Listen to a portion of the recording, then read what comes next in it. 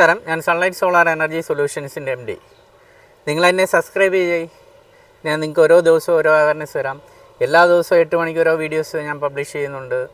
അതെല്ലാം നിങ്ങൾക്ക് വേണ്ടിയാണ്. നിങ്ങൾക്കുള്ള ഓരോ അവയർനെസ് തരുന്നതിന് വേണ്ടിയാണ്.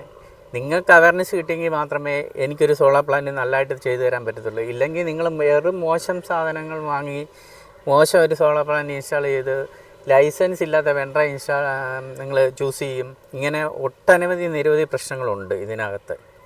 അപ്പോൾ അത് മനസ്സിലാക്കി നിങ്ങൾ കൃത്യമായിട്ട് നല്ലൊരു സോളാർ പ്ലാന്റ് ചെയ്തു തരാൻ വേണ്ടി ലൈസൻസ് ഉള്ള വെണ്ടറായ സൺലൈറ്റ് സോളാർ എനർജി സൊല്യൂഷൻസിൻ്റെ നിങ്ങൾ തിരഞ്ഞെടുക്കുക. കൃത്യമായിട്ട് നിങ്ങൾക്കൊരു സൊല്യൂഷൻ തരുന്നതായിരിക്കും. കൃത്യമായിട്ട് നിങ്ങളെന്നെ സബ്സ്ക്രൈബ് ചെയ്യണം. എങ്കിൽ മാത്രമേ ഓരോ സൊല്യൂഷനും നിങ്ങൾക്ക് തരാൻ പറ്റത്തുള്ളൂ. അതായത് ഒരു 3 കിലോവാട്ട് സോളാർ പ്ലാന്റ് ചെയ്യുമ്പോൾ എന്തെല്ലാം കാര്യങ്ങൾ ശ്രദ്ധിക്കണം, അത് എത്ര രൂപ വരെ നമുക്ക് വരുമാനം തരും. എനിക്ക് 1500 രൂപ കറണ്ട് ബില്ലേ ഉള്ളൂ, എനിക്കതങ്ങ് അടച്ചു പോയാൽ പോരെ.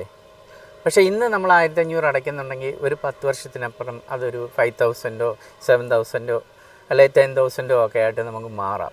അപ്പോൾ ഇപ്പോഴേ നമ്മളൊരു ഇൻവെസ്റ്റ്മെൻറ്റ് നടത്തി കഴിഞ്ഞ് കഴിഞ്ഞാൽ നമുക്കത് ഫ്യൂച്ചറിലേക്ക് പ്രയോജനകരമാണ്.